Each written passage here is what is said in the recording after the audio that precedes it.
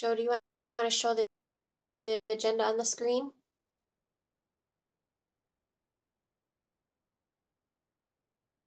Yes, but can I?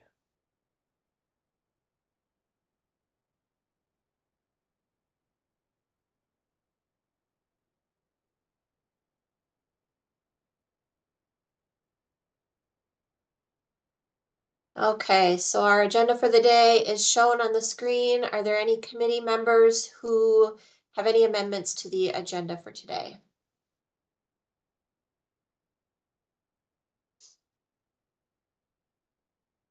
Seeing none, the agenda is approved. And then our next action item are the minutes from our last meeting. And do committee members have any questions or comments on the minutes? Otherwise, I would entertain a motion to approve the meeting minutes. Madam Chair, this is Joe with Anoka County. Make a motion to approve. Lisa will second. Thank you, Joe. There's a second. Lisa will second. Thank you, Lisa. We have a motion and a second. Any further discussion?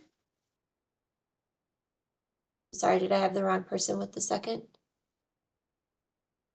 No, I you're thought it good. was Lisa. It was. We're good. Okay. All right. Okay, so seeing no further comments, then all in favor of approval of our September 6th meeting minutes, indicate approval by saying aye. Anoka County, McPherson. Aye. Carver County, Rob Gent.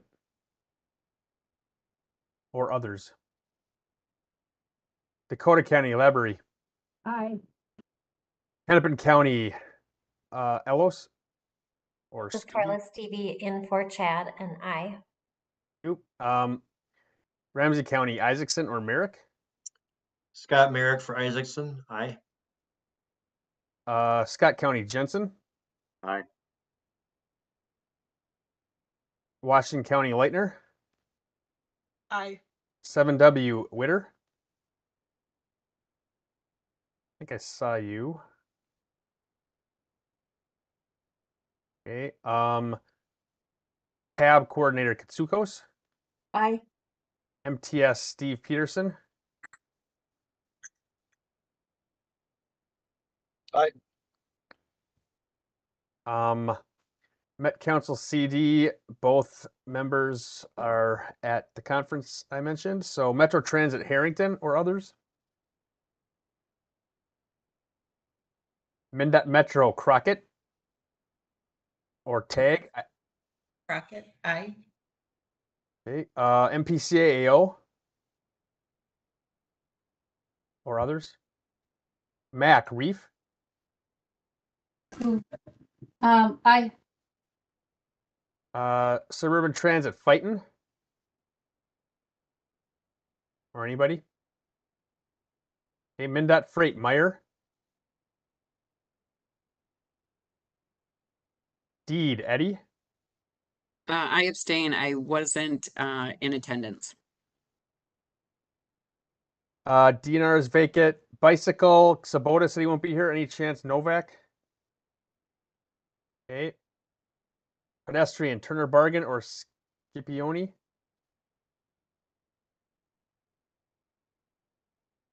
Bloomington Keel. Chanhassen Howley. Aye. Lakeville Omi. Aye. Eden Prairie Ellis. Or Schultz. Fridley Brodhag. Aye. Let's see, we have a vacant seat that was formerly held by Ashfield. I don't think anybody's here for that seat. Plymouth Thompson. Aye. West St. Paul Beckwith. Aye.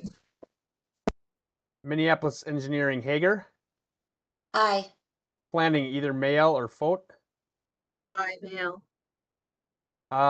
St. Paul Engineering Nick Peterson. Aye. And St. Paul Planning Dermody. Aye. It's not our biggest quorum ever, but we do have 20. Okay, great. So the meeting minutes are approved. Is there anyone here signed in from the public to address the committee? Not that I'm aware of, Chair. Seeing none, then we'll go to the tab report. Elaine.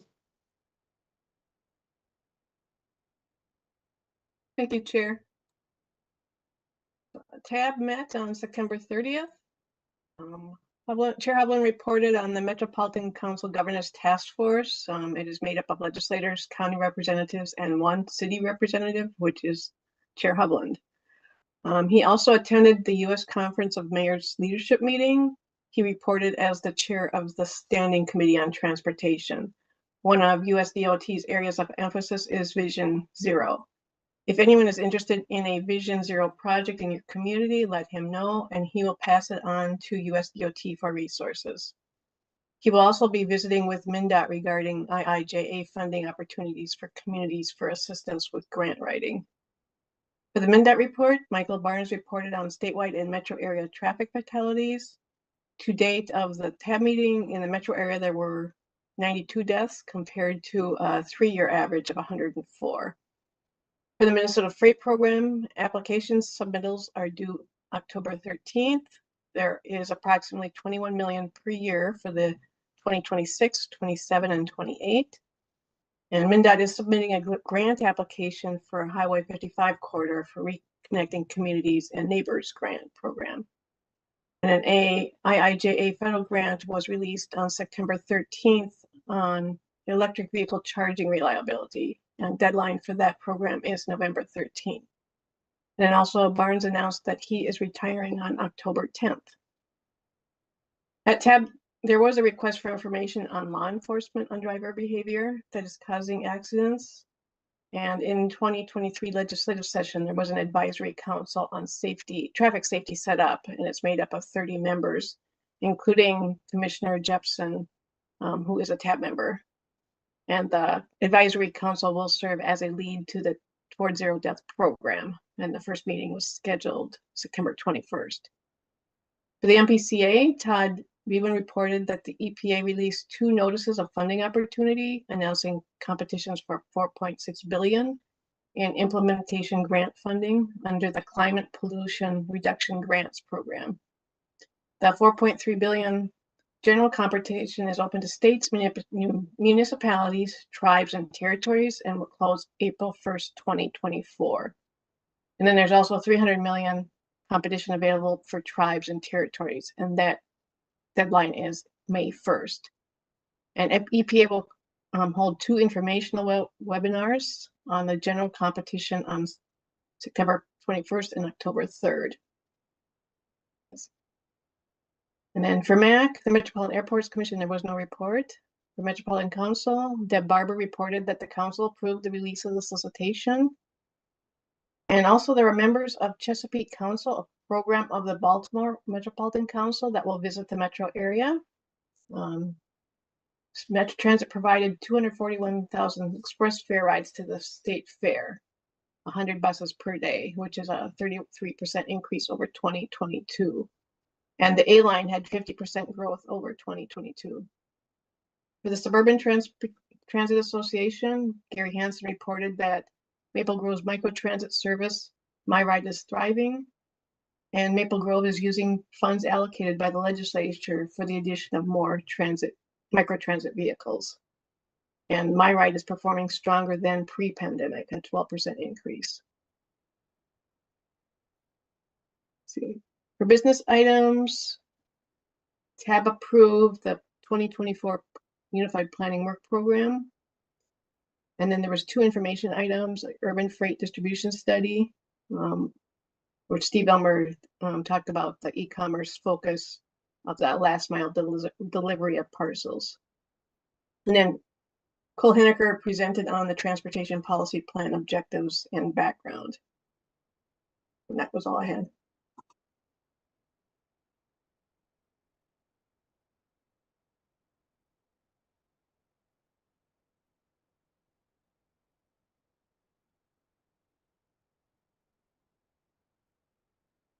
We lose Jeni?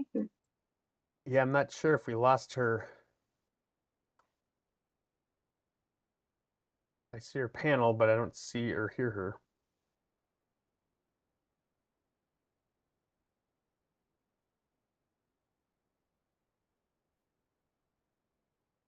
Who is our vice chair? I should know that.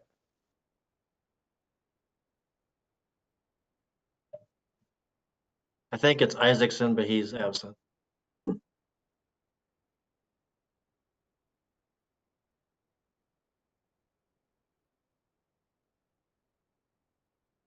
Correct, you are. Does anybody that was at Tech Exec wish to give a rundown, or should I just jump into the items?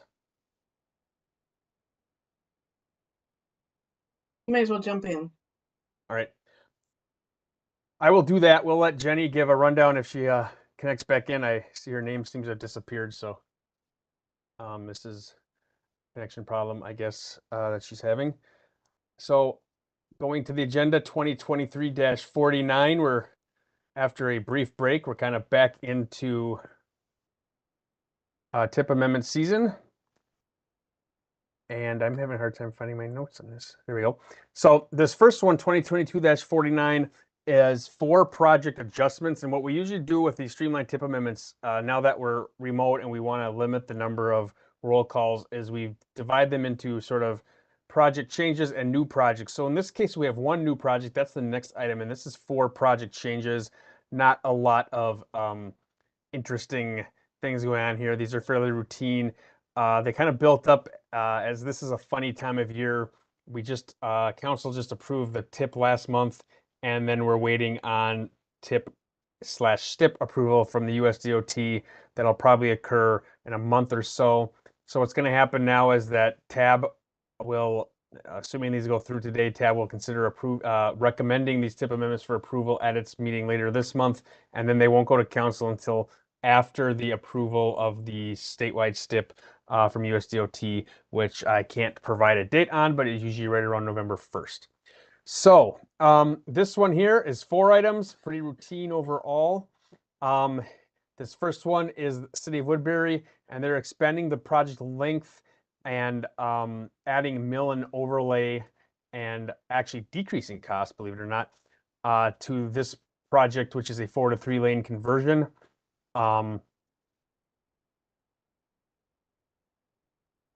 This next one is the removal of an intersection from the city of Minneapolis. This was actually a scope change from a few months ago, but given the funny time of year, we had a sort of, we would normally put these TIP amendments through along with the scope change, but given the time of year, we kind of had to wait on the approval of the 2024 through 2027 TIP. And now that that's happened at the council level, we are putting this through a little bit later. So this is something that you approved as a scope change, or you recommended, I should say, approval of the scope change a couple of months ago. Here we are. This third one is Dakota County.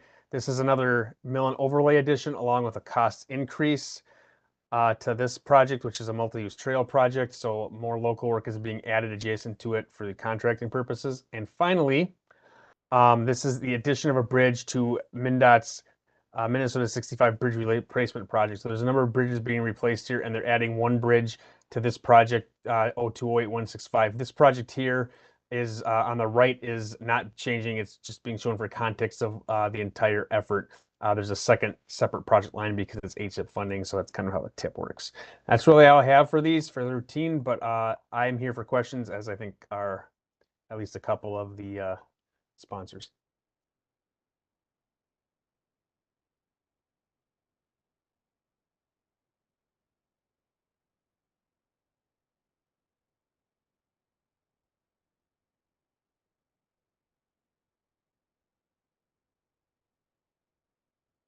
And I don't believe, does somebody feel like acting as chair to ask for motions or anything like that? No, I can jump in until Jeni gets back. Okay, thank you for that overview, Joe, and hopefully Jeni can jump back on here. So for this item, we'll need a motion and a second and a roll call vote. Sub Chair, this is Joe with Anoka County. I make a motion to approve. I'll take that as a compliment, Joe, sub chair. Absolutely. All right, we got a motion. Do we have a second? I'll second. This is Paul only. All right. Thank you, Paul. We got a motion and a second. Any further discussion on this item? Right, seeing none, roll call. Will do. Anoka County, McPherson. Aye. Carver County was not here prior. I'll call at least once more. Rob Gent. Yep, I'm here. Aye. Excellent. Dakota County, Lebery. Aye. Hennepin County, Stevie. Aye. Ramsey County, Mareck. Aye. Scott County, Jensen. Aye. Washington County, Leitner. Aye. 7W, Witter. I thought I saw you, but you didn't call last time. All right, Tab, Kutsukos. Aye. MTS, Steve Peterson.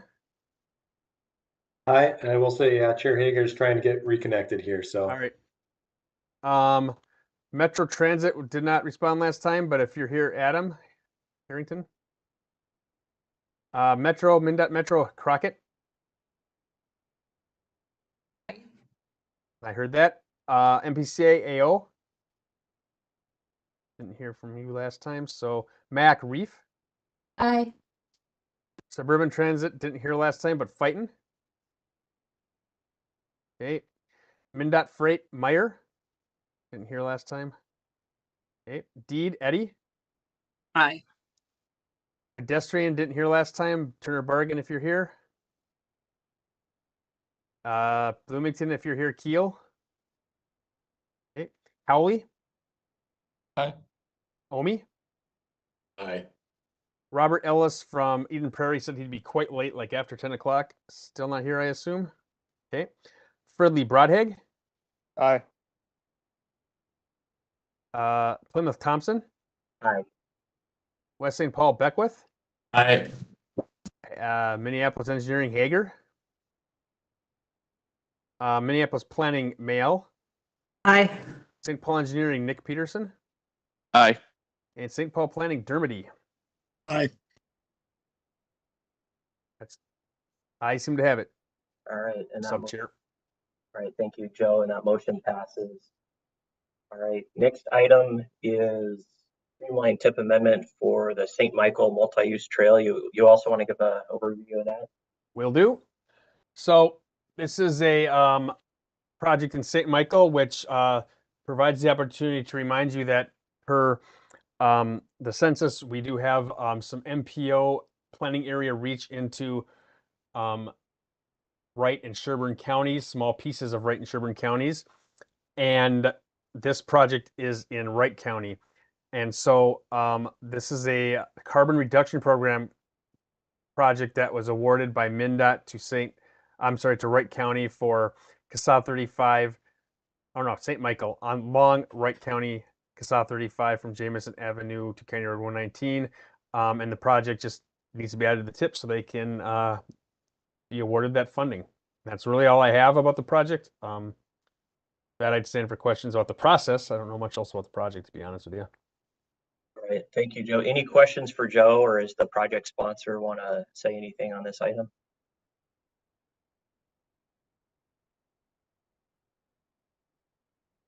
All right, seeing none, we'll also need a motion and a second on this item.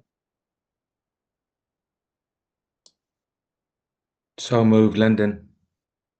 Thanks, Lyndon. Do we have a second? I'll second. Reef with Mac. All right. Thank you, Bridget. So motion and a second. Any further discussion? Seeing none, roll call. McPherson, Aye. Robjent, Aye. Labery, Aye. Stevie, Aye. Mareck, Aye. Jensen, Aye. Leitner, Aye. Witter from 7W. Swear I saw you.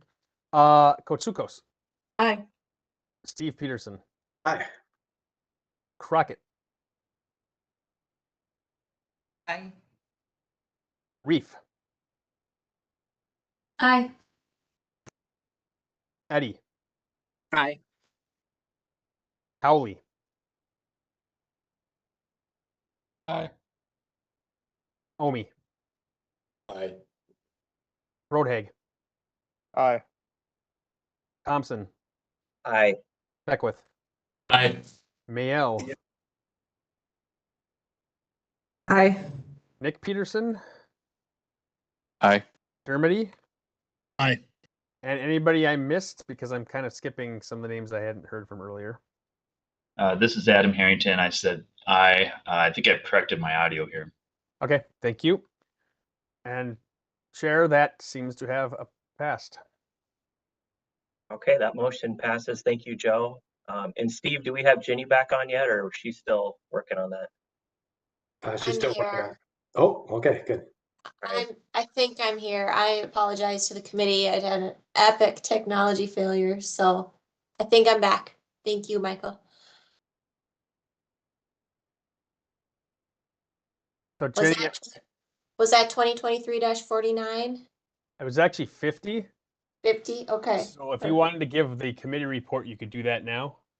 Okay, I will do that.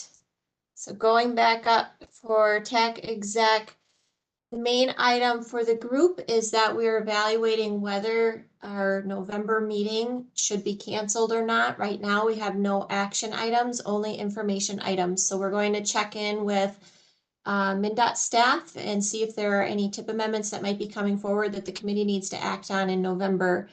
And if not, we may choose to cancel the November TAC meeting. And we're coordinating with the Met Council staff who are on point for the 2050 TPP because they are looking to schedule some 2050 TPP workshops on the policies and actions working drafts.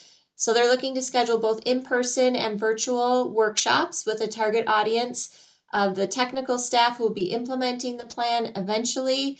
That includes TAC, planning, and F&P committee members, the technical working group members, bike ped planning work group members, transit planning, and policy development teams, and then the CMP advisory committee. So the target audience is quite large. They're looking to have in-person options as well as virtual options. So potentially the time slot on Wednesday, November 1st, either during or following TAC would be an in-person option at the Met Council building. They're also looking at another option, which would be virtual or in person, Friday, November 3rd, either in the morning or the afternoon, or Monday, November 6th, either in the morning or the afternoon. So if we cancel the November TAC meeting, which we should know in the next week or two, then we will most likely work with Met Council to host the in-person TPP workshops on that day, utilizing that day. So there'll be both morning and afternoon options. If we have TAC on that day, if there are action items, there's the possibility that we host a quote unquote hybrid TAC meeting. It's not really hybrid because we don't have the tech capabilities to do that. So for the public's purpose, it will still be a remote meeting, but those who wish to participate in the in-person workshops for the TPP could come to Met Council and basically log into the remote meeting from a location at the Met Council offices so that we can participate, do our business, and then attend the workshops there in person. So that's what we're looking to do in November. And I think Bethany had a request that if you could all put in the chat, if you have a preference on Friday, November 3rd or Monday, November 6th for AM or PM for a virtual option for the workshops, that would be helpful polling information for them as they work to schedule those. The in-person workshops are going to be about 2 hours in length, and the virtual workshops will be about 1 hour in length, and there'll be breakout sessions in the virtual option as well. So Bethany, was there anything you wanted to add to that summary or request? No, Chair, I think you got all the details I needed. Thank you. Okay. All right, so if all of you wouldn't mind just putting your preference in the chat, and then we will keep you posted on the fate of the November TAC meeting as soon as we know. All right, any questions from committee members before we move on to our next business item?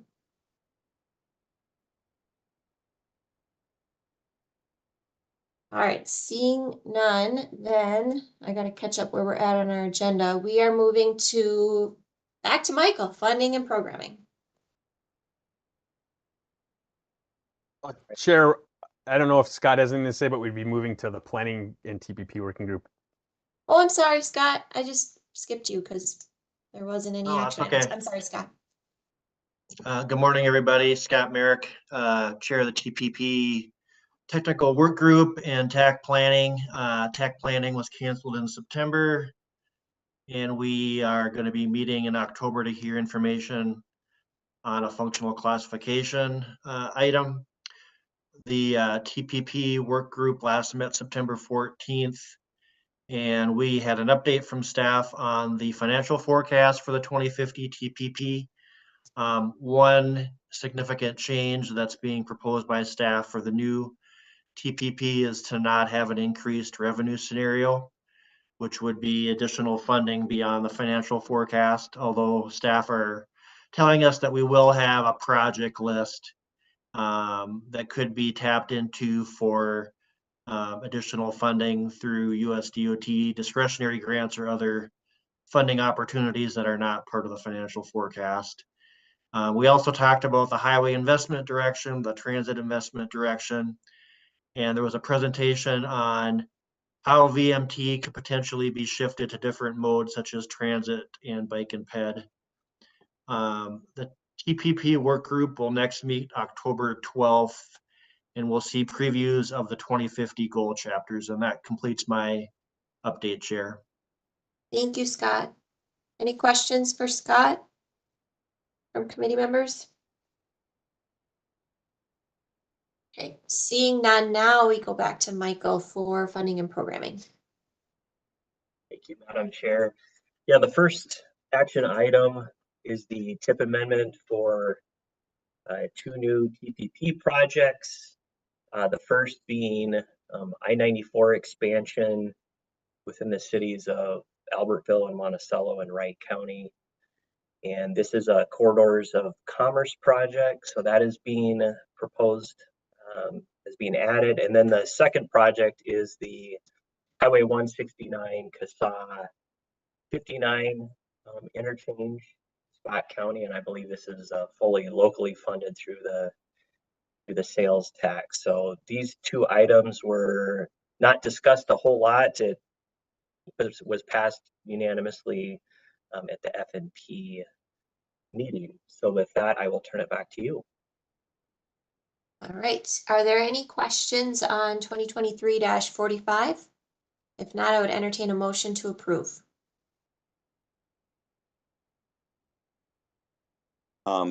This is Craig Johnson, Scott County. Just want to make a comment that Michael already mentioned, is that going through this process for 100% locally funded project. Don't know if this is the first time this has ever happened, but it seems precedent setting to require the locals to go through this for a local funded project. That's all I had to say.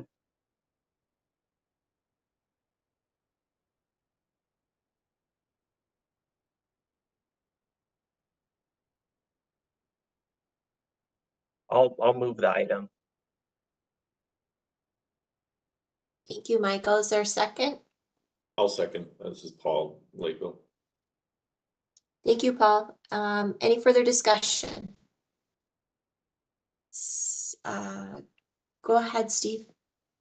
Yeah, thanks. And we're certainly supportive of these 2 requests. And this is following the TPP amendment, which is out for public review. And you'll see over the next few months, then those projects being added to the TIP. These 2 in particular are looking to start construction next year. So that's why a little bit of rush to have the TPP amendment followed directly by the TIP amendment. But to Craig's point, I think we should state it wasn't necessarily a council. It is a very rare occurrence that you'll have a regionally significant project that has to be in both the TPP and the TIP. And it's not based on the funding source. If you look at the federal guidance on this, it's based on the project type. So, almost always there's federal funds going into interchanges or min-pass lanes or lane expansion projects or transitway projects that are regionally significant.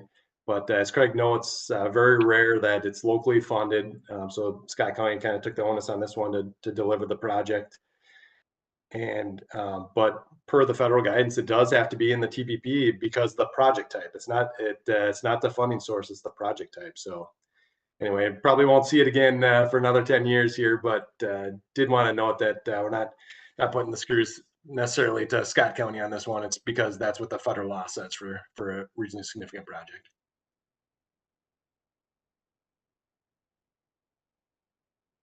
Okay, thank you for that clarification, Steve. Any further questions or discussion on this item?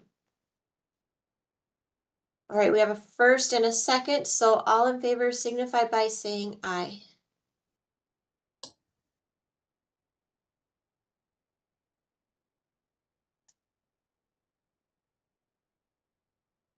Sorry, Chair, couldn't find the mute button for whatever reason. I thought I was locked up again. Joe, you had me just kind of getting frustrated for a second. Well, All right. I tend to do that. So McPherson. Aye. Robjan. Aye. Labrie, sorry. Aye. Stevie. Aye. Mareck. Aye. Jensen. Aye. Leitner. Aye. Otsukos. Aye. Steve Peterson. Aye. Harrington. Aye. Crockett. Aye. Reef. Aye. Eddie. Aye. Howley. Aye. Omi. Aye. Ellis, are you here yet? Roadhag. Aye. Thompson. Aye. Beckwith. Aye. Hager. Aye. Aye, sorry. Mael. Aye, sorry. No problem. Nick Peterson. Aye. Dermody. Aye. And if anybody who I haven't called is here, let me know. But either way, the ayes seem to have it. So that item carries forward. Thank you. And back to Michael. All right.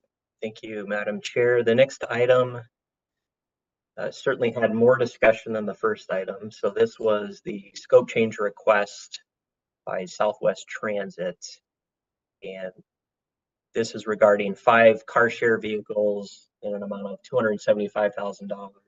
The sponsor is actually withdrawing, but wants to transfer those federal dollars towards its Southwest Prime Micro Transit, which is also within the project.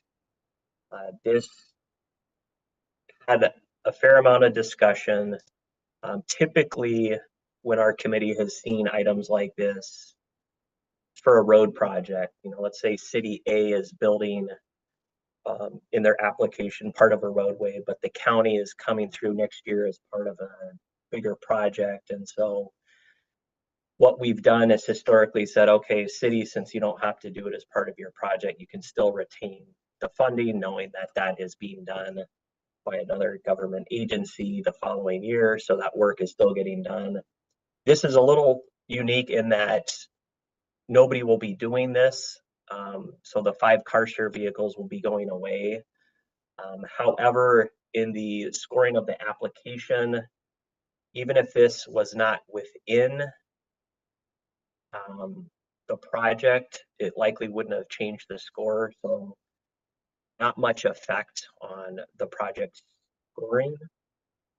The committee, as chair, I thought, this could go either way, but it did pass unanimously to allow the sponsor to retain the money. And I would probably ask on this item if Joe wants to give maybe a little more thorough overview, and then also ask if the applicant, the Southwest Transit, would like to speak to this item before it goes to discussion. Joe? Sure. So I'm trying to make sure I understand the question, Mr. Chair. Can you repeat it? I was kind of caught. I guess my do you have anything to add? There was a decent amount of discussion. Do you want to add anything about, the scoring or anything that you want to add to what I said? Sure. Thanks, Chair. This kind of is part of the discussions that we're having for the policies that are coming up, both particularly for the scope change policy. You'll see the little scoring table here. This scoring table is a reflection of our last update to the policy, and it was determined that it was really difficult to make a determination that like this project wouldn't have been funded if it had been applied for this way. Further, I think members recognize that the decision that was made due to a market change. It's kind of unique to transit that you wouldn't see maybe a lot in highways. As for the and I didn't think there was a lot of concern there, but as for the funding, it is unusual in that we've had this recent precedent of keeping funding with projects when something is being when something's being done by somebody else, and that's not really the case here. The discussion, I didn't capture it in large form, but the discussion was sort of an acknowledgement that the project is providing rides in a different way from car share, and along with the reduced viability of car share and the lack of direct scoring, that members thought that it justified keeping all the federal funding in the project. I know Cole Hineker from our staff, who's not a TAC member, he is a funding and program member, and made that recommendation in that motion. I don't know if he's here and wants to say more about it, and probably could articulate it better than I could. But this is the other thing is that I don't. Somebody had brought up the concern about precedent, but given the upcoming discussion about the policy, precedent is probably not a huge issue at this point. So we're kind of fortunate position from that standpoint.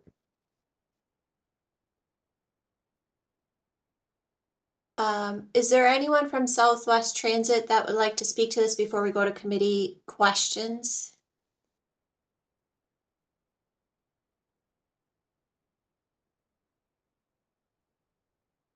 Not seeing anyone, so I will go to Joe, has his hand up for a question.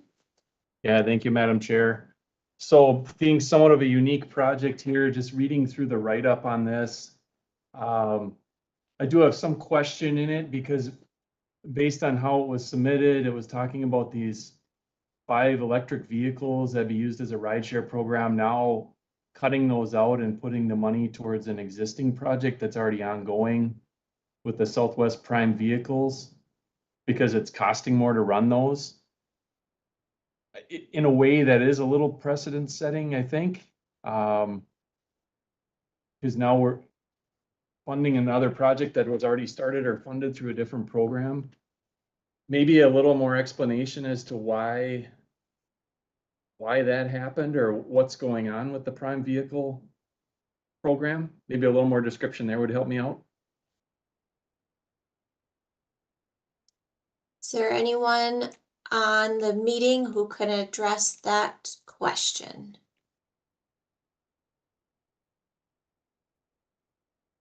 Hi, this is Nicole Platt, the acting grants manager for MTS. I can provide a little bit of context, I think. So the car share, sorry, dogs, the car share portion of the project, they determined just wasn't viable due to, as Joe mentioned, changes in the market with car share. At the same time, due to supply chain and pandemic impacts on vehicle costs, the cost for procuring the vehicles for the prime service have increased quite a bit. We experienced this with our own MTS fleet replacement that we had huge budget shortfalls. So, I mean, that's essentially just what they were hoping to do, is to transfer those funds into the prime service to alleviate some of that pressure. Okay, and those are a different vehicle type though. That's more of a, it sounds like in the write-up, that's more of like an SUV style, or maybe if I got it right, a bus where they have lifts versus a car. So it's a different type of mobility, I guess. Correct. Okay. Joe, oh, Go ahead, Joe. Do you have a follow-up? No, no, sorry. Okay. All right, go ahead, Joe Barbeau. Yeah, thanks, Chair. I don't have any additional information, but I want to clarify to Joe McPherson's comment. I would wonder if Nicole, I should say, could clarify. It sounded to me like Joe was suggesting that this was going to another project, but Nicole, can you clarify that it's just going to other elements of the same project? That's absolutely correct. Yep, the whole project contained both the car share and the prime service. So they were going to be purchasing car share vehicles as well as prime service vehicles. And now the car share portion of that total project is just no longer viable. Thank you. Can I ask a follow-up question then about the trips? So is it true then that the prime vehicles are providing the same trip service that the car share vehicles would have provided, just in a different way? Unfortunately, I can't speak to that level of detail. I can follow up with the committee, reach out to Southwest, but at the present moment, I can't answer that question. Okay, thank you. Okay, are there further questions on this item from committee members? Otherwise, it would be good to get a motion on the table to further discussion. I move approval, Madam Chair. Linden. Thank you, Lyndon. Is there a second?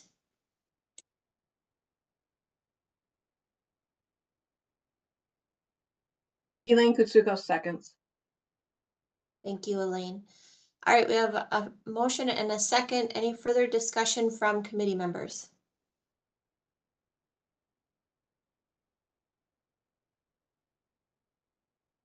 I am seeing no hands, so all in favor signify by saying aye. Go ahead, Joe. McPherson. Nay. Robjet. Aye. Laborie. Aye. Stevie. Aye. Mareck. Aye. Jensen. Aye. Leitner. Aye. Kotsukos. Aye. Steve Peterson. Aye. Harrington. Aye.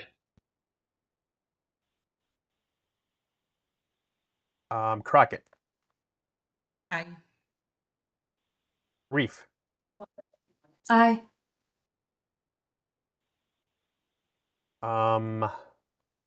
Eddie. Aye. Keel. Howley. Aye. Omi. Aye. Robert Ellis, are you here yet? Hey, Brodhag. Aye. Thompson. Aye. Beckwith. Aye. Hager. Aye. Mayo. Aye. Nick Peterson. Aye. And Dermody. Aye. Sorry. Problem. I seem to have it. Okay, that item carries forward and we will move on to 2023-47, which is a related item. Michael. Thank you, Madam Chair. Yes, this is the TIP amendment associated with Southwest Transit's mobility hub for the 2024 to 27 TIP, and this was passed unanimously by the committee. Thank Okay. you, Chair. I had a weird request for annotation that I clicked accept to, and now I regret it because I can't switch panels. Oh, Very strange. well, So I'll mess with this, but maybe I'll stop sharing and reshare. okay. All right. In the meantime, I will see if there are any questions on the TIP amendment, which accompanies the scope change request that we just voted on. Any questions for Michael? I'm seeing none. So is there anyone who would like to move this item? So moved, Madam Chair, Linden. Thank you, Lyndon. A second?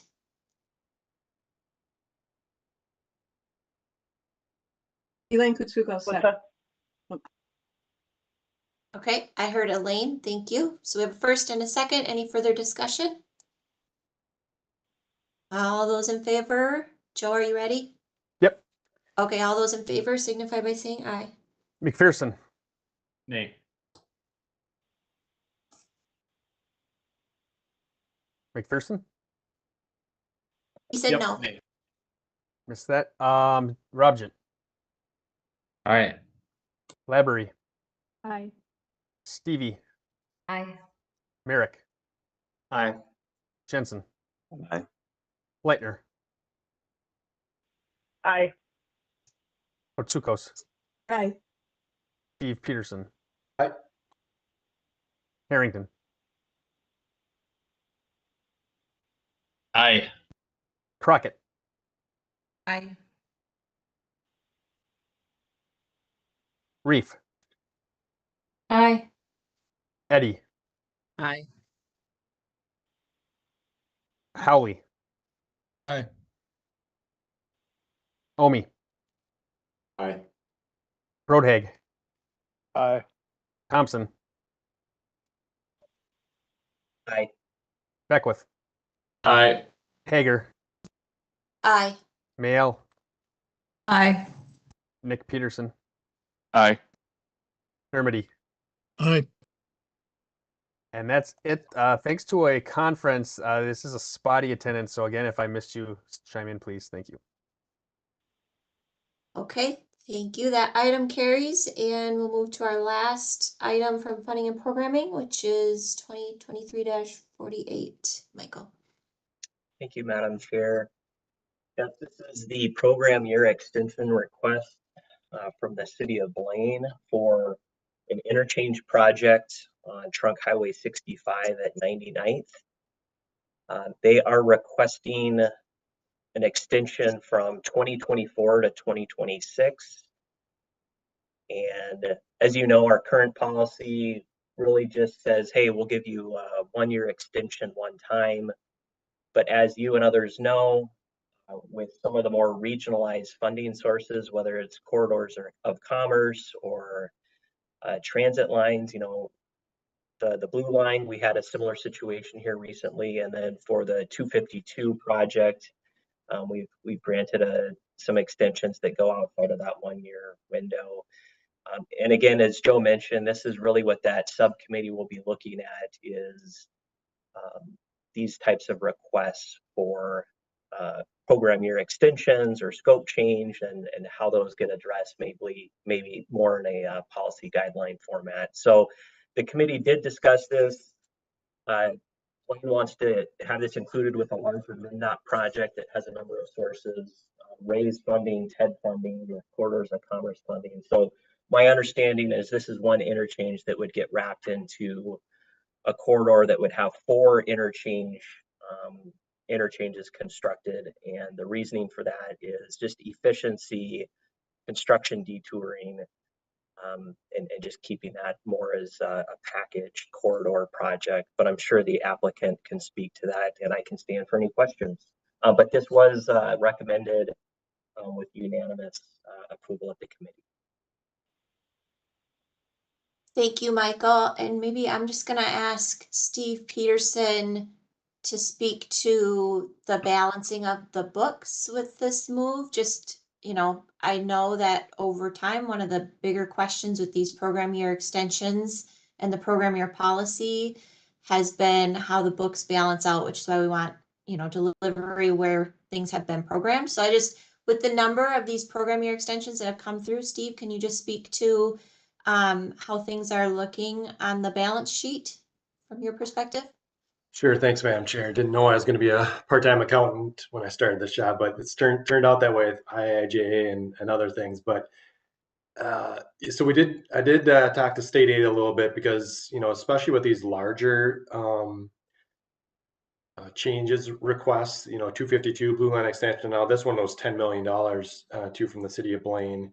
It's important that we can kind of adjust the books. It is 2024 money, which is why we wanted to have this come in advance of the technical working group on programming your policy to kind of to work it all out. And state aid thinks there's enough projects that we can move forward into 2024 to utilize that $10 million.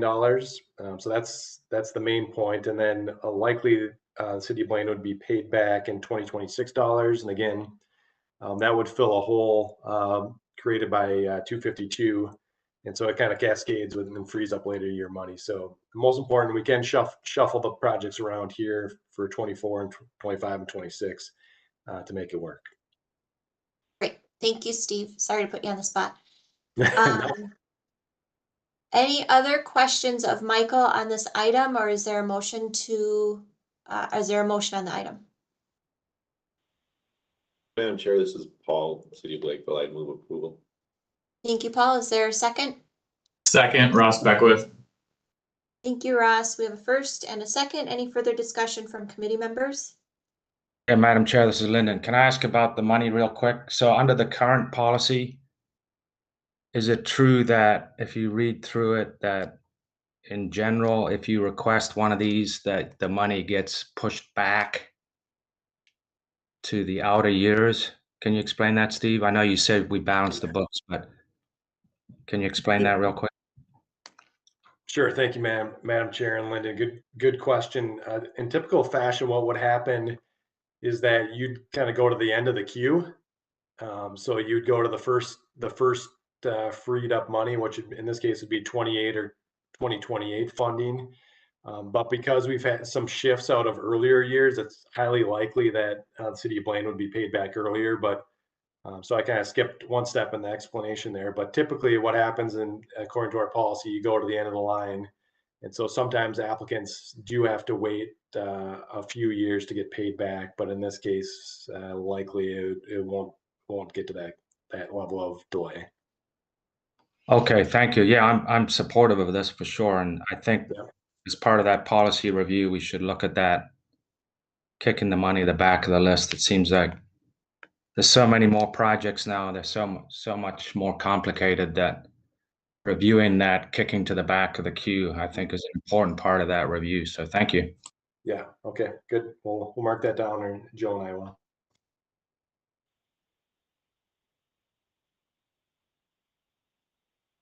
All right. Thank you for that question, Lyndon. Anybody else have discussion on this item? Seeing none, all in favor signify by saying aye. Joe? For the seventh and final time, McPherson. Aye. Robjan. Aye. Lebery. Aye. Stevie. Aye. Mareck. Aye. Jensen. Aye. Leitner. Aye. Kotsukos. Aye. Peterson. Steve. Aye. Harrington. Aye. Crockett. Aye. Reef. Aye. Eddie. Aye. Howley. Aye. Omi. Aye. Rodhag. Aye. Thompson. Aye. Beckwith. Aye.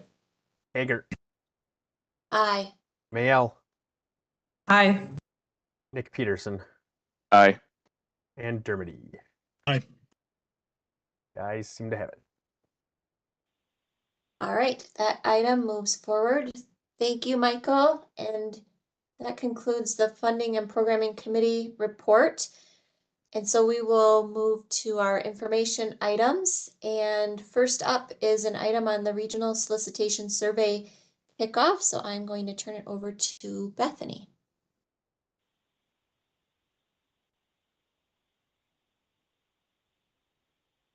Thank you, Chair. And I am joined here today with Danny Hans from Zan Associates.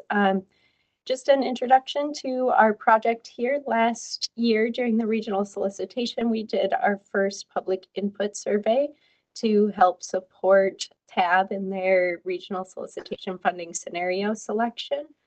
And we had lots of comments and some good successes with the survey last year, so we're going to do it again this cycle, but we've hired Zan to help us with that. So I will turn it over to Jeni to introduce her and her team and the project. Hi, everyone. Thank you, committee chair and committee members, and thank you, Bethany, for the introduction. Again, my name is Jeni Hans, and I'm from the consulting group Zan Associates. So today I'll discuss an overview of the regional solicitation survey process and timeline, as well as the main sections of the survey. And then I'll also discuss some engagement principles and tactics. So first off, I just want to give a brief overview of the survey process. First off, planning the timeline and the approach to the survey, then work on drafting the survey content, determining the appropriate survey tool or platform, and then determining the layout and format of the questions. Then we'll launch the survey and promote it through a variety of methods, which we'll discuss a little bit later. And then finally, we'll analyze and present the results. So let's get into a more specific timeline here. And first, I just want to say we recognize that the timing of the survey compared to the regional solicitation process is important. So one key change that I want to point out from last year is that this year's survey will close before the applications are posted to the website in January. And the goal of that timing is to reduce the chance of bias in the responses. So as far as the timeline goes, the overview is kind of here in front of us. We've got the application period that is running from now to November. We have committee presentations to kick off this process. We were at TAC FMP on September 21st. And then after today's meeting, we'll also be at TAB on October 18th. We are currently in the process of drafting the survey, and we'll open it up and start promoting it later this month. And then, like I mentioned before, the survey will remain open until January, when the list of eligible applications is posted to the website. And then while the applications are being scored between January and March, we'll be analyzing the survey results. And then we'll come back to the committees, TAC FMP, TAC, and TAB, to present results in the spring at the start of the project selection process. All right, and next I'll discuss the outline of the survey for 2023. You can see a list of the survey sections here. These are the main sections of the survey from 2022 that will carry over into 2023. So as you can see, we've got the first part of the survey. The first section is the introduction. And this is just important to set the stage for respondents. Basically, what are we doing? Why do we need their input? And what are we going to do with it? And this makes sure that respondents know their answers will inform the Transportation Advisory Board as it considers project selection, so they understand that impact. And that also helps them make informed opinions and have accurate expectations as they fill out the survey. In addition to that, it also helps make this government process more transparent and really welcomes the public into that process. All right, the next section of the survey is an affiliation question. Basically, we'll ask respondents if they represent any of these listed groups. And these are the same groups as last year so that we can compare data year to year. But we'll also add corridor coalitions, which was a group identified as important to note after last year's survey results. And this question just helps us understand the priorities for members of these different groups when we analyze the results. Basically, we could look at these results in segments by group to understand are there specific interests or trends that we're seeing in certain places and not others. All right, now the next section of the survey is the budget exercise, and it's really the main event of the survey. It gives respondents an amount to spend and then asks them to designate dollar amounts to the application categories that they want to be prioritized. So you can really see, you know, not only what are the priorities, but how much of a priority are they to folks when it comes down to dollars. And so you can see here listed the elements that make up this budget exercise. So first off, the application categories, the titles of the application categories, as well as descriptions, so people understand what they're choosing. Then for some additional context, we'll also have the average request dollar amount from last year. And then of course, space to put their dollar amounts for their category allocations. All right, so the next section of the survey is the modal area exercise. This is a prioritization exercise that refers to the three overarching application categories: roadways, transit and TDM, and bike and ped, that the previous budgeting exercise broke out into specific application categories. So this exercise asks respondents to prioritize individual application categories within each of these three modal areas. These questions we ask to gather prioritization data from people who might not have otherwise selected any application categories from a particular modal area. So I'll give an example. If in the previous exercise, they only allocated money to application categories in one modal area, like roadway projects, this prioritization question helps us understand what would they prioritize in the other modal areas, like pedestrian projects and transit. So this helps us get that fuller picture of respondent priorities. All right, so we can move on. The next section is a series of demographic questions. These are the same identity dimensions from last year's survey so that we can compare the data year to year. And these questions help us understand whether there are trends that are different or aligned between different segments of respondents. And we'll talk more about equitable engagement in just a moment. All right, so then the last section of the survey is the closing, and it's got a few parts here. Like last year, we'll provide an email sign up, and that helps us stay in touch and close the feedback loop with the public. So instead of just asking for input and then never following up, we want to make sure we have a way to follow up with respondents about process outcomes. The thank you portion just acknowledges the time spent and the value of their response and participating in this government process. And then we've got a section of next steps that includes some key dates and some committee meetings. So they can follow along in the process, see the results of the survey and how they were considered during that process. This really drives home transparency and accountability and really helps us build trust too with the public when they participate in public processes like this. All right, so like I mentioned before, I'm going to talk a little bit more about equitable engagement considerations. And there are a few things we want to make sure that get incorporated from the beginning of this process. And to start this off, I want to say we recognize that equitable engagement was lacking last year. The respondent demographics of last year's survey were heavily white and wealthy.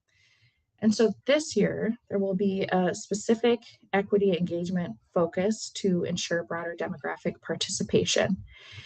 And by this, I mean both across identity dimensions of the respondents, such as race and ethnicity and income, as well as from the region, so different counties, basically geographic diversity as well. But before I continue, I want to note what engagement is and isn't capable of. So doing equitable engagement doesn't guarantee a large increase in the number of responses, and it doesn't act as a ballot referendum or a census. Rather, it allows us to reach specific groups that might not have otherwise participated and see whether trends are different or aligned between different segments of respondents. And we also understand that just because we talked with some members of a certain community, that doesn't mean that we can assume that the whole community feels the same way. So to summarize, overall, the purpose of equitable engagement is not to get high numbers, but it's rather about the quality of responses and the diversity of respondents. So with that said, I'll talk a little bit about equitable engagement tactics. One of the tactics we're discussing is in-language intercept surveys. These are basically interviewers that meet people in the community in places they already go and surveying them in their primary language. This could be at culturally specific shopping centers, at community centers, at food shelves, etc. We will also do some coordination with existing community-based organizations. So using methods that they tell us work best for their networks, not trying to prescribe tactics. So just listening to them about what works best. This could include things like flyers, email blasts, listening sessions, or tabling at community events. And then, of course, government agencies are encouraged to help spread word about the survey as well. So I also want to note that equitable engagement is not only about outreach tactics, but it's also about the accessibility of the survey itself. And by that, I mean plain language. Plain language is really key to helping people, the general public, make informed opinions. Basically, if respondents don't understand a term or a concept, or if they can't easily skim the information, they may ignore certain answer options or exit out of the survey altogether. This can lead to skewed results. So for example, we know that people will want to skim the application category titles and may not likely read every category description. There's a lot of application categories, right? So we can make the survey a little more accessible by updating some of the titles to be more plain language. So for example, just simple changes like transportation management technology is the title of an application category. We could change that to just simply transportation technology.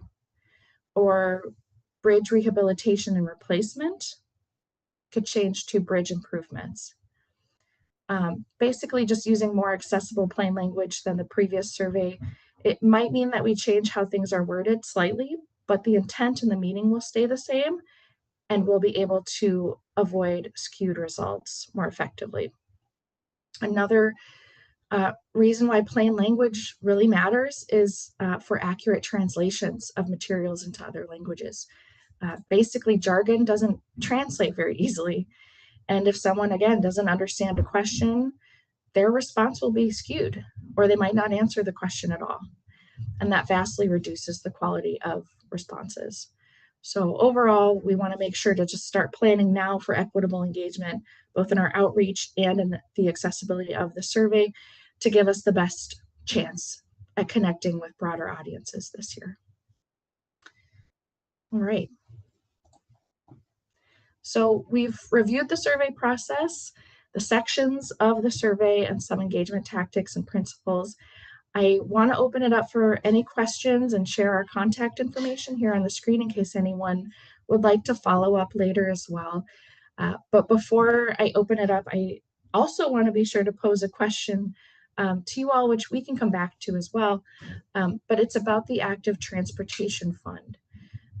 As we understand it, the TAB in their discretion may elect to use some of a portion of the active transportation funds in this solicitation process. So our question is, should we use this engagement effort to collect public priorities on the active transportation funding? Thank you, Danny and Bethany. I will open it up to questions now from committee members, and I see Joe, you have your hand up. Go ahead, Joe. Yeah, thank you, Madam Chair. Danny, appreciate the information. Looks like a lot of thought went into this.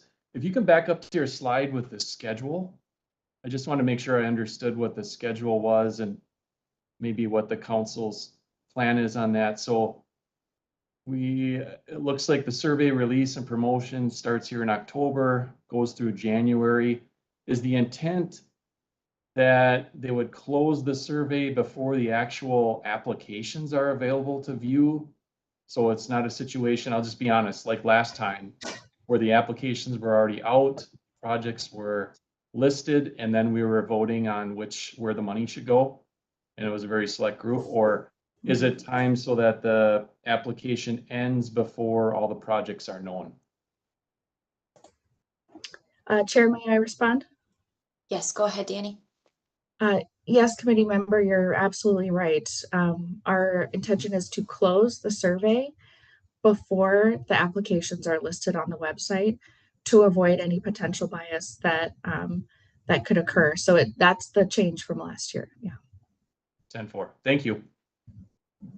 Sure. I'd like to add, Joe, just so you don't see there is that lag between when the applications close for the applicants and when we get them posted. So the survey will still be active then, but not before or not after those applications are posted and beginning scoring. Okay, yep, that's what I was kind of seeing on the schedule here. Appreciate that.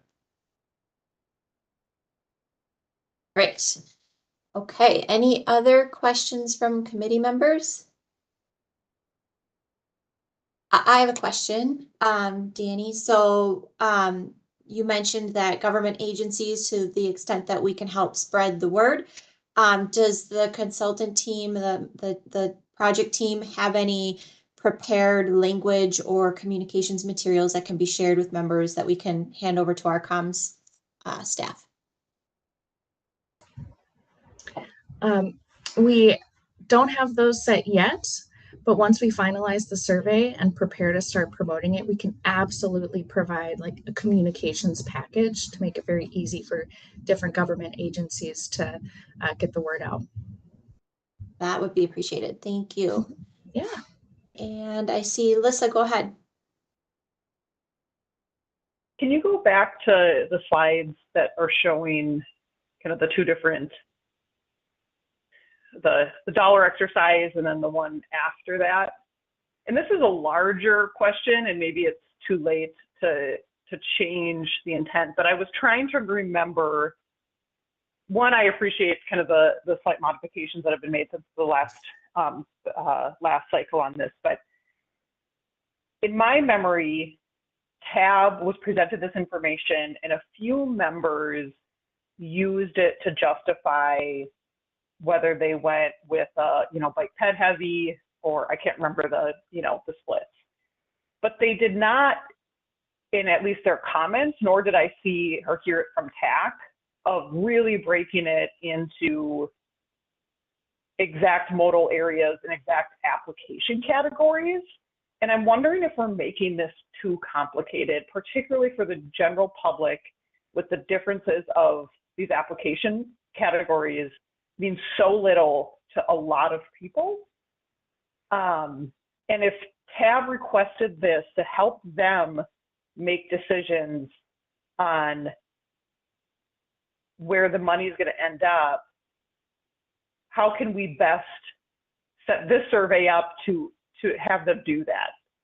And once again, maybe this question is something that needs to be discussed for the next cycle, but I'm not so sure of getting a ton of information breaking down to every single application category really makes a huge difference with how then we tee TAB up for decision making, which is like buckets of modal heavy, bike ped heavy, or this or that. And I don't know if you all thought through that or not, or maybe somebody else on this committee can correct me on how they saw their members on TAB react to this information or use it. But I just want to make sure we're setting it up in a way for TAB to actually help them make a decision.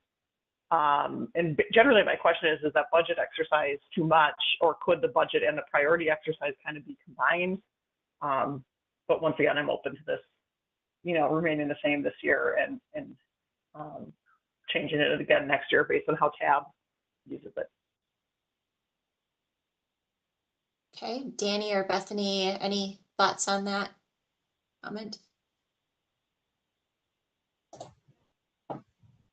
I think that's a great question to pose.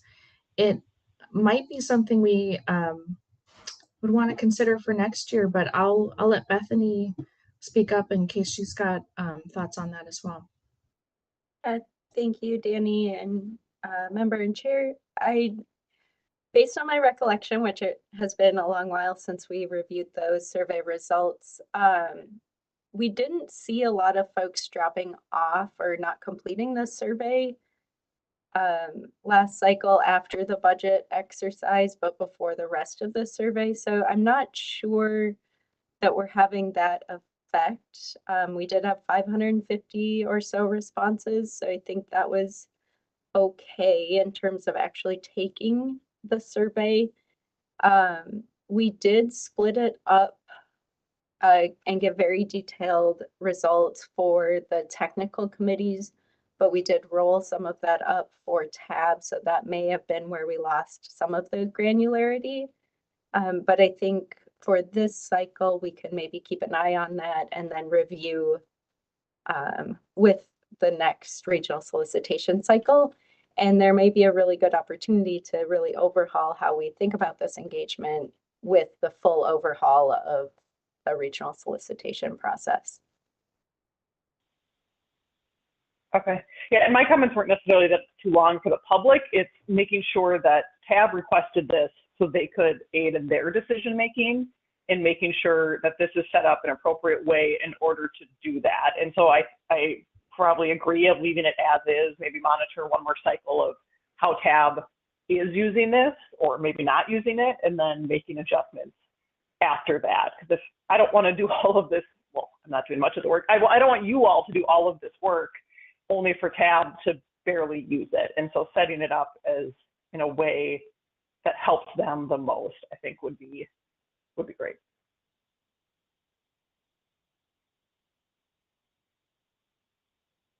Any further questions? If not, I would kind of re-raise or remind the group of the question around the active transportation funding. So this is the new money that came out of the legislative session this spring that will be distributed by TAB.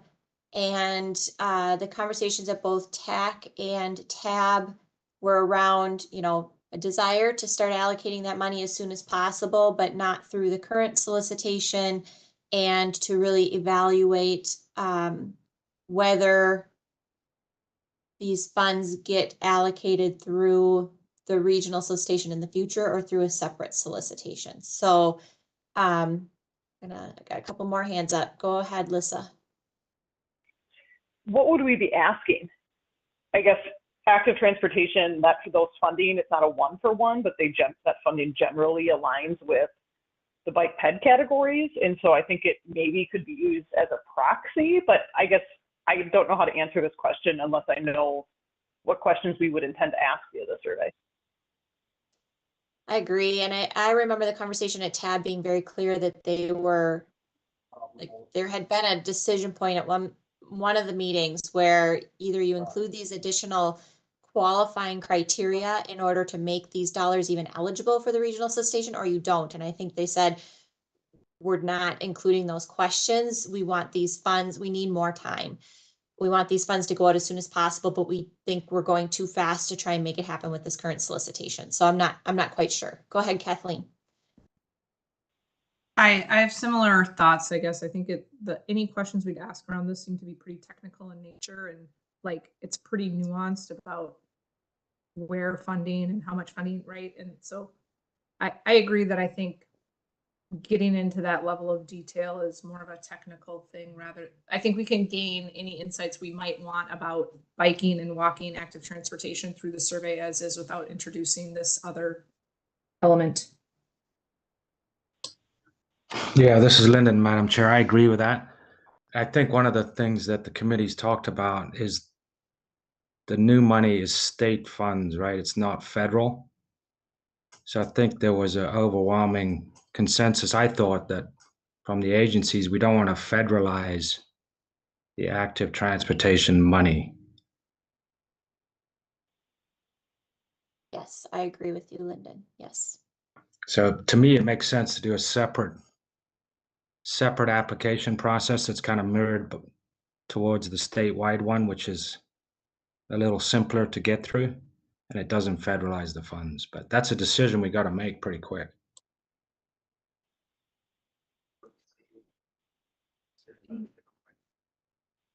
Go ahead, Steve.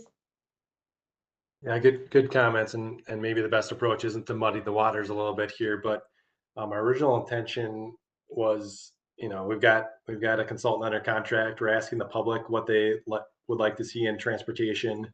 We're starting a work group later this year of technical working group members, mostly to look at active transportation. Is this kind of a good time to kind of ask those same questions, because we're going out to the public asking them similar type questions, and so that's why we wanted to raise it with this group. Was, probably not going to go out and do another big survey on active transportation with the public. Do you want to hit up the public now for that type of question, which would be, do you have a preference for how we spend active transportation? Do people want to focus it on trails, sidewalks, safe routes to school, or something else?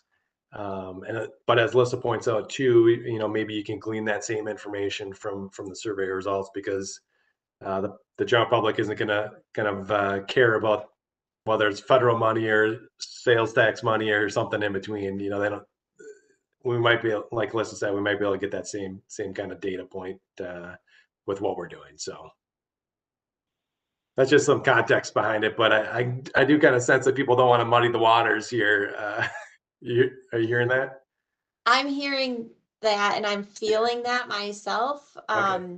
I feel like we're already concerned that the survey might not be very easily digestible by the public, that they're going to totally understand the ins and outs of what they're responding to and how it affects these funding scenarios. And then you add this extra wrinkle on top, and we don't even know yet what we want, how these active transportation funds are going to be distributed.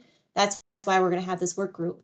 And so I feel like we're unnecessarily muddying the waters. And, to Kathleen's point about, I think the questions will get very technical. We're not talking modal categories, right? We're not talking, do you want roadways versus bike and ped? This is active transportation funding. And so you're starting to get to the nitty gritty of, do you want a trail, or do you want sidewalk gaps, or do you want ADA upgrades? So those are so in the weeds, and I think there's a lot of work to do before we're asking those questions of the public. I'll stop. I'll get off my soapbox. Go ahead, Michael. All right, thanks, Jenny. Yeah, I agree with you on that. Don't muddy the waters. I guess I did have a question just on process on the whole active transportation. If it's a separate solicitation, what group is vetting on how that would be done? What's the membership? Me representing a city, as the metro sales tax, I think by 2026, the metro counties will be getting, I think, a little over $50 million on that. And then about 24 million by that time would be going towards the solicitation. So, the counties did a great job on lobbying and getting money through active transportation, but then would the solicitation be open also to counties who are already getting that money? Or so I assume all those details will be discussed. I don't know if staff has an update on just where that process is. I don't want to relate that to the survey, but yeah, I don't think you should be getting into too much detail on the survey.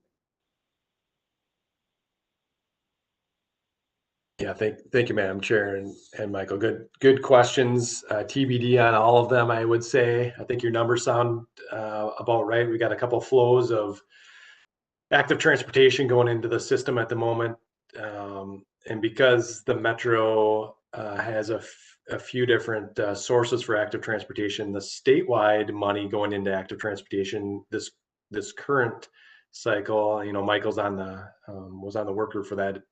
We are ineligible to pursue the statewide one that's out right now. You can apply for safe routes to school, but just not the active transportation that's focusing on greater Minnesota, as I understand it. But we did just get our consultant. We're nearly have our consultant under contract for the solicitation evaluation. We've told them this should be one of their first tasks that we dig into. That consultant team is SRF, HDR, and Zan Associates. And so as soon as we sign that paperwork here. I imagine we'll be looking to form work groups in the next few weeks on specific to active transportation. Great, thanks, Steve. And I think that was gonna be early out of the gate with the intention of, are there other solutions for distributing these funds sooner than waiting for, you know, the soonest a solicitation could happen, whether it's a separate solicitation or part of the next regional solicitation, based on the workload balancing of Met Council staff would probably be 2026 anyway. So kind of trying to keep it early in the process for the evaluation in case there's any opportunity to do something sooner was the idea. Yes, yep. Okay, I'm gonna go to Cole next. Go ahead, Cole. Yeah, I just wanted to maybe elevate this idea that once we have the group formed on active transportation and we start talking about all the possibilities that are going to be brought up by the work group, that some degree of public input on that would be helpful. And I think what I'm hearing here is we're not ready because we don't even know anything about how we want to structure this. And so maybe just taking that into that group process of, we were trying to get ahead of that. We had a contract already in place, but I think we should consider how to engage the public on this down the road then, and not just say, because we didn't do it here, we're not going to do it, and that it's not important. Because I don't think it is only a technical issue. There's going to be a lot of ideas that we could put in front of the public and help us prioritize. So just maybe reserving that opportunity for sometime next year once the committee starts meeting and getting some information together. Thanks, Cole. Anybody else have questions or comments on this information item? All right, I'm seeing none. So thank you, Danny and Bethany. It's a great update and presentation. Appreciate that. And looking forward to when the survey rolls out so we can help spread the word. And hopefully we can get more responses even than the last one. So thank you. And then we will go next to Steve for the intersection mobility and safety study.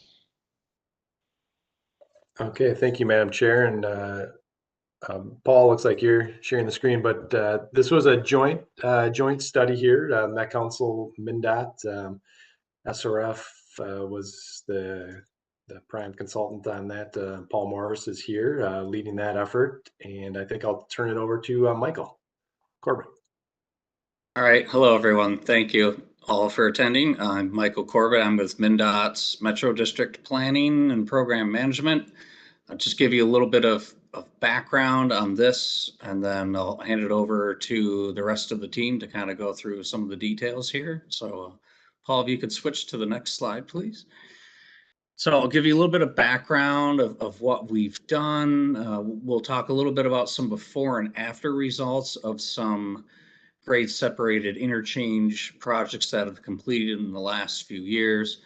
We'll also touch upon kind of the equity evaluation and get into some of the sort of draft scoping and tiering results, and then kind of get into the next steps and how that influences the TPP regional solicitation and other, future competitive funding sources. So next slide, please. Now, those of you might be familiar with the 2017 Principal Arterial Intersection Conversion Study. This is similar in that we're looking just at we're not looking at freeways. We are looking at our roadways that are principal arterials that are largely signalized in nature. So think of like, Trunk Highway 55 or Highway 7 through lots of portions like that. This is a little bit of a change in the name too, because we wanted to shift the focus away just from pure interchange conversion and recognizing that there may be some smaller, like lower cost, higher benefit types of projects that might provide a fair amount of benefit at a lower cost and a faster turnaround time, but realizing that some locations may have multiple solutions, and for some grade separation might be the way to go, whereas others, it might be changing some axis or partial grade separation, like a high T or green T or something like that. Similar to the last time, we've kind of prioritized it by 3 buckets, sort of the high, medium, and low. We tend to shy away from ranked lists because we hate to have a situation where it's like, hey, this year you got, with your money, you did project number, that was ranked 17th or 8th. Why didn't you do the first 7? And a lot of times that's tied to, upcoming preservation projects or other needs on the system. And then we'll kind of talk about how this information, can help feed into the regional solicitation, into the 2050 TPP, any other future competitive grant applications, and helping our local partners to identify areas and corridors that might warrant additional, more detailed study. So next slide, please. So as I had mentioned before, this is our non-freeway principal arterial system, and you can kind of see the corridors represented there on the map.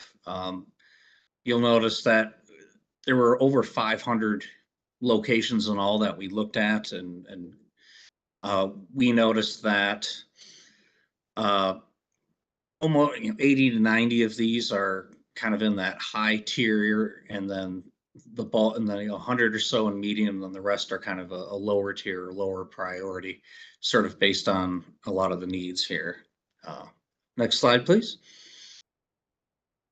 I think with that, then I'll go ahead and hand it off to Paul Morris to kind of talk about some of the before and after results, and I'll certainly be around for any questions that you guys might have afterwards. So thank you.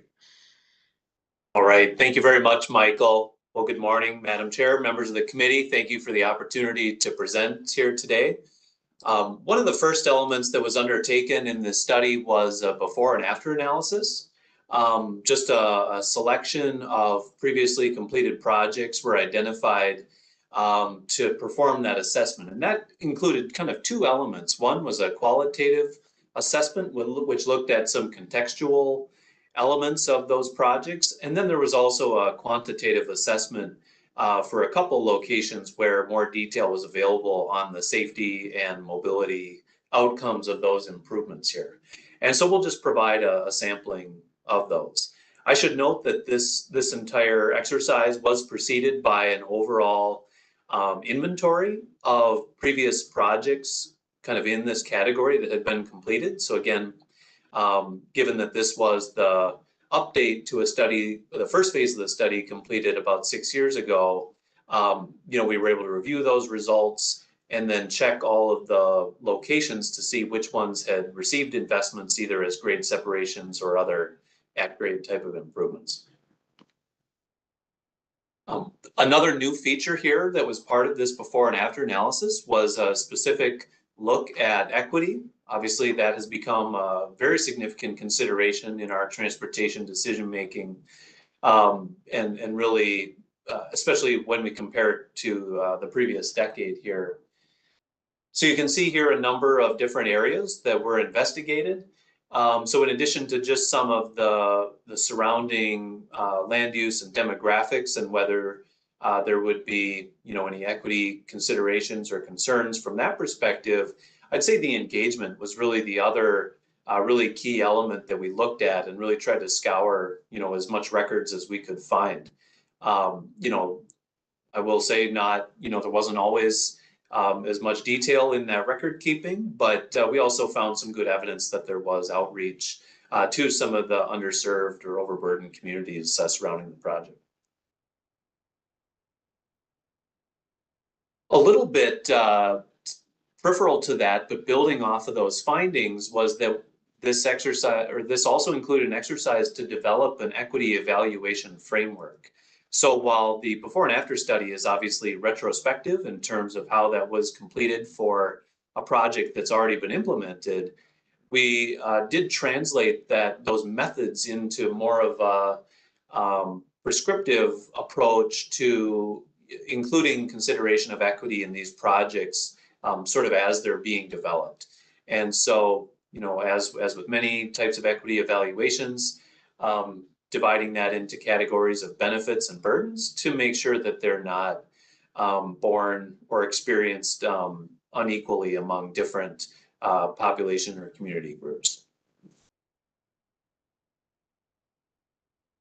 And just as an example, on the quantitative side, you know, looking at some of the safety and mobility results, this particular example was from the grade separation at 169 and Highway 41 in Scott County here.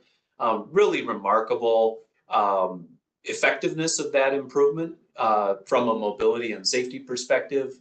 You can just see the magnitude of those crash cost savings.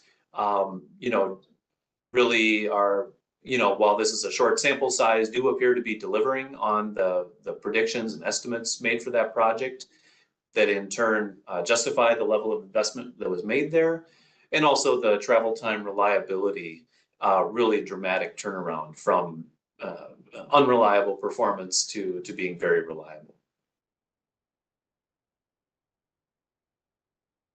So with that understanding in mind of what some of the outcomes of these types of projects were and their performance, we were ready to move into the prioritization or scoring and tiering exercise for the intersections with updated data here. I do want to recognize some of our partners. Our team included TKDA and Zan Associates as far as local, and then also the Texas A&M Transportation Institute was a partner on the technical side, and they helped to provide a lot of the mobility data and help guide some of the data analysis that went into this. Working with our stakeholder groups, we ultimately settled on 7 performance parameters that went into the needs assessment of the 500 plus intersection locations. You can see 4 of those are related to mobility with intersection delay, peak period delay, and cross street delay relating to vehicle mobility. However, it was expressed in units of person hours of delay, just to make sure we're capturing some of those higher occupancies that occur in some areas. And then one really exciting variable that was added this time was transit passenger delay. And to our knowledge, this is one of the first kind of real world applications of that measure that analysts at Metro Transit have been developing over the past couple of years. And the good news is we were able to develop comparable transit delay measures for the other transit providers in the area, so that to make sure that we had you know, apples to apples coverage across the area. Again, that's expressed in person hours of delay to allow for sort of a uniform comparison across those measures. Safety did include 2 different measures, severe crash rate involving fatal and serious injury crashes, as well as total crash cost. You can see that both of those measures do place a higher emphasis on more severe crashes, which is consistently something that we're seeing, you know, certainly among MnDOT and FHWA, putting higher emphasis on those more severe crashes. And finally, one other addition in this iteration of the project was including a multimodal and equity measure. In this case, we were able to leverage MnDOT's space tool, which itself is already an aggregate score made up of several different you know, local characteristics in terms of current transit and multimodal needs, as well as some demographic characteristics and some elements reflecting the built environment and different land use and activities that would be expected to generate demand for transit and active transportation. So all of those measures were pulled together to generate or to estimate the overall needs at those intersections, and ultimately determined that there was approximately 80 to 90 intersections in the region that really demonstrated high needs across all those different categories here. You know, those are shown on the map, and we've also listed the top 20 just in case you're interested to see what some of those highest need locations were across the regions. One interesting takeaway, I think, from this is that, I think there was maybe kind of a, based on precedent from similar studies in the past, that often you would see that high tier, including somewhere in the order of 40 to 50 high need locations. And, there's nothing magical about that number. However, when we really kind of looked at the details of these locations, ultimately determined that that break point between the high need and medium need locations, we ended up with, I guess, 90 initially. The reason that 81 are shown on this map is that 9 of them are already moving forward with construction or programmed projects. But that really they sort of trigger the threshold where the potential for grade separation would, is feasible or perhaps even justified based on the level of need that we're seeing out there. And so there is some logic behind that breakpoint. Now, that doesn't mean that that is the right solution, and we know the context of some of these locations would not be appropriate for grade separation, but again, just understanding that the magnitude of those needs are in that ballpark. One of the other things that came away from this analysis was that while there are a few isolated intersections that are in that high need category, many of them, and really the majority, are part of kind of clusters or corridors that are made up of several high need intersections. And so you can see those corridors. I think we ultimately identified about 18 of them are listed in the table. And I think most of them are likely very familiar to members of this group, are familiar with the landscape of the region. But you can see where some of those are made up of. And that's helpful because that allows us to kind of look at some of the common characteristics of those needs within, kind of through those corridors. And also, I think it emphasizes that solutions are unlikely to be sort of one-off projects, but really want to be more of a corridor level solution to so that there's some cohesion in what those solutions look like and that they serve the corridor with a more holistic vision. So that really brings us kind of to the third element that we wanted to share here today, and that's developing the regional priorities. I should note that this, there was several phases of engagement with local partners here, so both cities and counties where the corridors are located, and we discussed, sort of what their visions for the corridors were and the degree to which any planning or project development work had already occurred. And so those were really some of the key elements that went into those areas here. So in terms of what those regional priorities are, the first thing we wanted to do was compare what we had heard from those conversations to what the data was telling us about the needs in those areas. And that's not to say that, any of the local kind of visions or aspirations are wrong by any means. Certainly there's, we want to take, value that understanding, but just sort of check to see, is the data telling us the same thing that we're hearing from those partners. So then in terms of identifying the optimal interchange projects, there's really a three-pronged test that went into. So you can see that kind of in the fourth bullet here, where we would ask, is it a high regional need? So was it in that top tier of intersections? Did the locals share with us that it's a priority in terms of their planning and development process? And then is there planning work that's been completed that would support grade separation as the solution? Obviously, a corridor level study is going to be able to get into a lot more detail in the data collection and analysis than this type of planning level study would. And so that helps to kind of substantiate that need with that context. So for those, for those locations that are meeting kind of all three of those, that is what this study is now putting forward as those kind of regional priorities for grade separation. Now, that said, there's certainly a lot of other worthy projects, whether they're high need locations that are missing, either of those elements, or even some of the medium need projects, but there's a clear approach, with a lower cost or high benefit type project that really addresses some of the more notable needs in those locations. And so we want to emphasize this is not limited just to grade separation or interchange projects, but trying to map the path forward here for other levels of investment as well. And so the final piece and one of the products that we are excited to share coming out of this work are these kind of flyers developed for those high need locations developed in the study. And so this is just one example where there's a small map showing the corridor location and the intersections that are within it, highlighting some of the needs that were identified from the data analysis, and then even showing kind of how it's scored across all the different categories.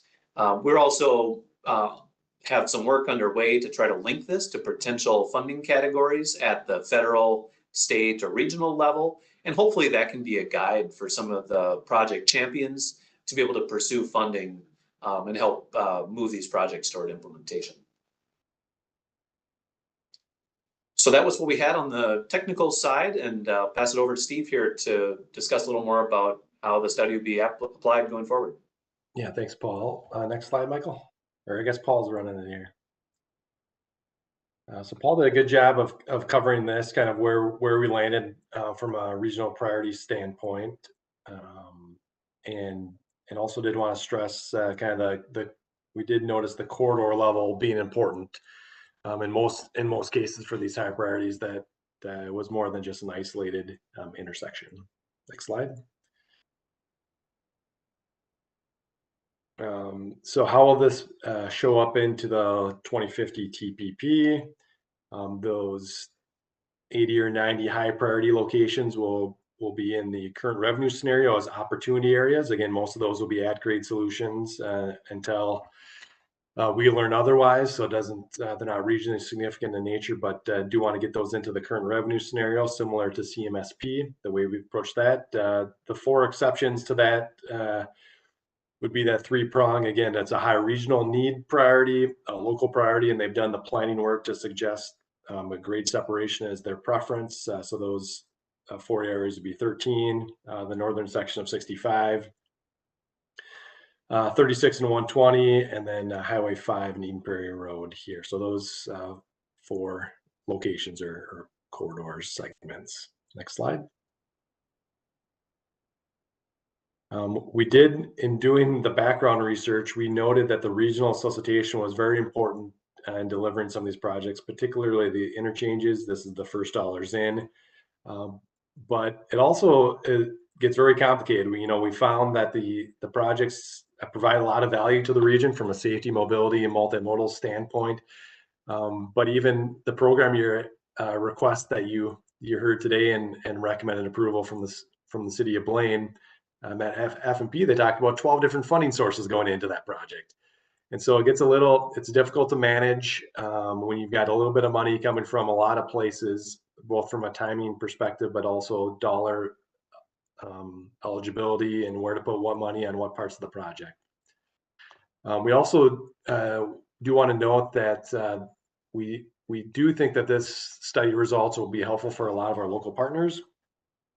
Even the draft report has been used already by MnDOT in their Reconnecting Communities grant for Highway 55 west of downtown Minneapolis. That showed a lot of high priorities in that area. And we hope others use the results too in their funding pursuits to make these projects a reality, whether it's at grade, grade separated, or something else. Next slide.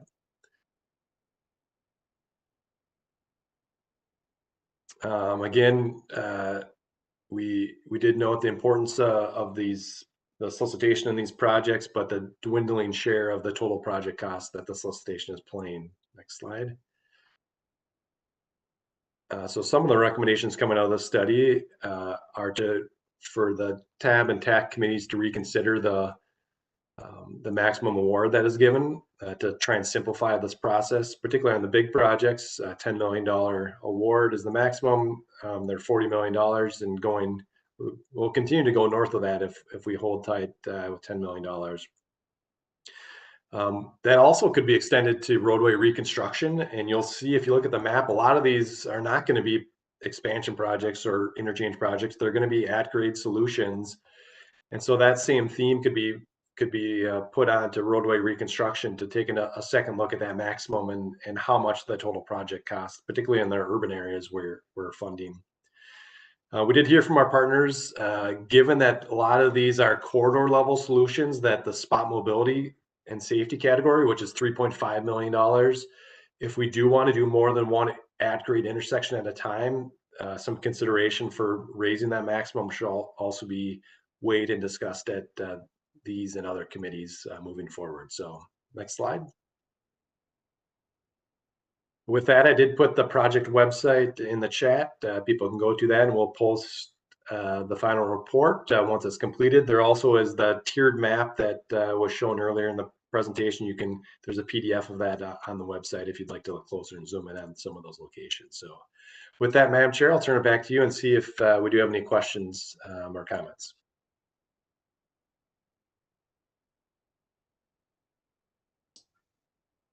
Yeah, Madam Chair, Linden, Carver County.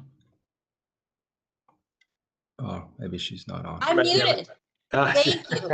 I was muted and trying to talk and my camera's off, and I'm sorry. So thank you, Steve and Paul and Michael, for the presentation. And we'll start with Lyndon, and then Kathleen has her hand up next. Go ahead, Lyndon. Oh, I'm sorry. Yeah, so back to slide 19, when you said except for 4 projects, does the study recommend in region-wide which projects should be grade separated, regardless of those 4 that you listed? Are there others? So Madam Chair and Lyndon, it does not make that recommendation. We tried to stay out of the solution and have that come out of either corridor studies or PELs or other locally led efforts. So we didn't do that. You know, the one, and maybe Paul, you can jump in on the solution budget, because that ties in a little bit on kind of the magnitude of the issues we identified, but we didn't in most cases identify that this was the right solution at this location. That wasn't the goal. But Paul? Yeah, that's right. So the data analysis that was done that went into the scoring and then the tiering is only based on existing results. So it's not considering, you know, kind of the what if scenario of different types of solutions at all. It's really just trying to quantify the needs that are out there. When Steve mentions the solution budget, this is what I was alluding to a little bit in terms of why that sort of breakpoint between the high and medium need locations was set at, or was identified to be about 90 locations, is that just using some very kind of planning level understanding of some of the, particularly the mobility and safety needs, that seems to be roughly the breakpoint where, you know, a grade separated interchange would be justified or supported by that level of needs versus those that were. Now, it's not hard and fast. You know, there's a few of the highs that maybe fall below and a few of the mediums that rise above relative to some of their other needs, which also influence the tiered, but as a general rule. So I think what Steve is getting at here is that, you know, this planning level study, when we're looking across the whole region and just basing this off of existing data, isn't going to be the whole answer to that. And that's where a corridor level study is really needed to understand if that is in fact the correct solution in order to address the needs that are out there. Okay, thank you. Just a quick follow-up, Madam Chair. So this is really good work, really good timing, and hopefully, Paul, we can use this as part of our discussion on the greenhouse gas working group, because this really shows a picture of the needs in the region, and that would be a great presentation to give that work group.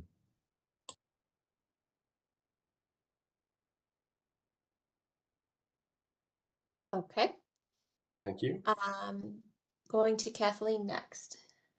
Thank you. A couple quick questions. When you talked about reviewing the agency priorities within those 2 results, I'm unaware, or like, is there an opportunity for us as an agency to? Well, we lost you a little bit there, Kathleen. Okay. We lost your audio. Audio, that is, yep. Now? Very, very faint. Can barely hear you. Okay, I'll try. Good. There we you go. are.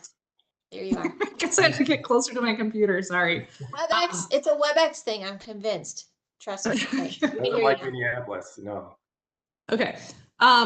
So I remember meeting with you all like a year or so ago on this, but I'm wondering about another opportunity to review the results in a more specific, like local context to really dig into what you said about reviewing agency results and the material. So is that part of what's next, or where is this finalized yet, or is this still in draft form? Paul, you want to jump in? Yeah, that's right. We definitely are still welcoming input on that. And, you know, we want this to be really a tool for you to kind of help achieve your goals on the system. So, you know, the last thing, of course, we want to do is publish something that's going to be counterproductive to what you're trying to accomplish here. You know, given that the city does, you know, have a few corridors in it, you know, particularly Olson Memorial and Hiawatha, and that those did, you know, score very highly, even though they're not necessarily envisioned for grade separation. I believe those would be included in as among these kind of flyers or handouts that we were describing. So those are under development.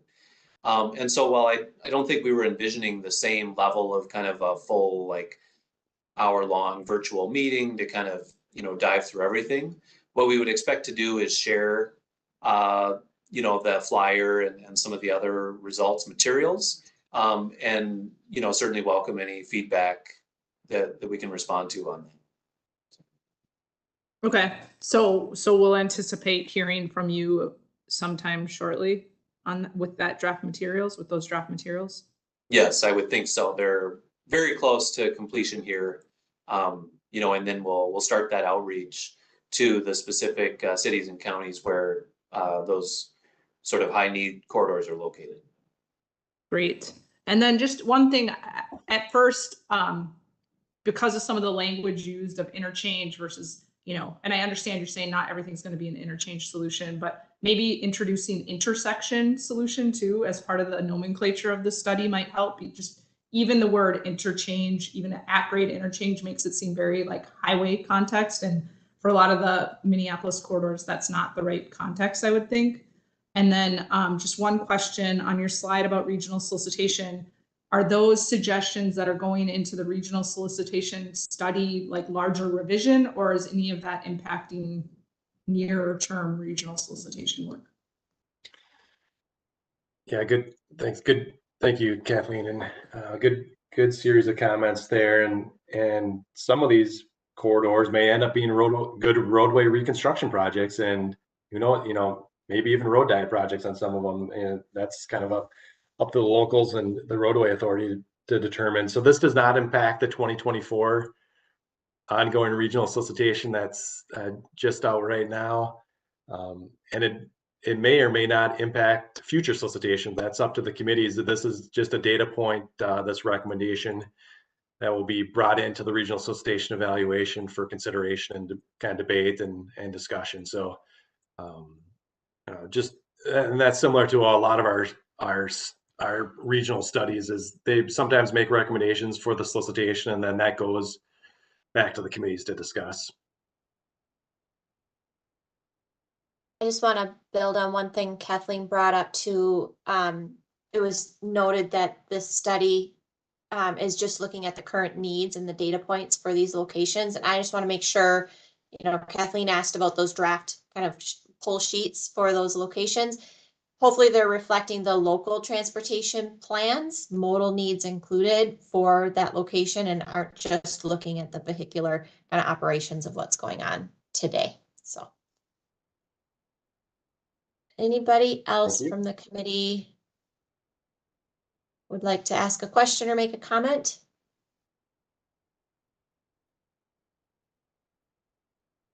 Yeah, I just have to say again, Madam Chair, phenomenal work. I think this is an awesome study. You guys did a great job. Thanks, appreciate that. Thank you. All right, well, thank you. That was a really good presentation and discussion. And That concludes our information items today. Are there any agency announcements anyone wants to make? Go ahead, Steve. I hate to do it. I know we're past time here, but I did want to mention one thing. On October 18th, which is the next TAB meeting Wednesday, after the TAB meeting concludes, so we're looking at about 2:30, there will be a public hearing for the draft MnChip. So MnDOT is going around the state to the various ATPs and wants to hold public hearings attached to other transportation meetings. So we've identified after the TAB meeting that will take place. So there'll be a presentation from Brad Utek, and then the public will have an opportunity to provide public testimony if they so choose. Or if you just want to come and learn a little bit more about MnChip and where it's headed from a draft perspective, you can do that and respond virtually to the public comments that way too. Either will be fine, but did want to put that opportunity out there. 2:30 here on Wednesday, October 18th. We're going to encourage. I'm sorry? Here being Met Council Chambers, Steve? Yeah, where is here? Yeah, come out to my house. No. Yeah, it'll be Robert Street Chambers, right after the TAB meeting. So we're going to encourage the TAB members to stay on after if they so choose. Okay, thank you. Any other reports or announcements? Go ahead, Elaine.